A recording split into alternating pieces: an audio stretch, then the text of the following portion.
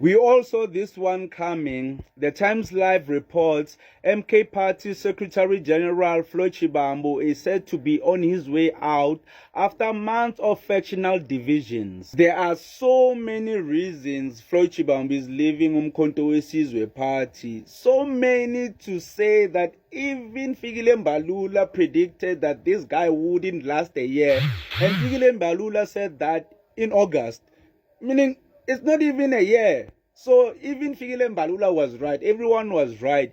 Even the Mpumalanga leader of Umkhonto weSizwe on the 27th of March this year, 2025, said that she doesn't want Floyd Shivambu to continue as Secretary General of Umkhonto weSizwe. Another reason is that Floyd Shivambu visited Bushiri a month ago, remember, in Easter. The MK Party came up with a statement and disapproved of his visit.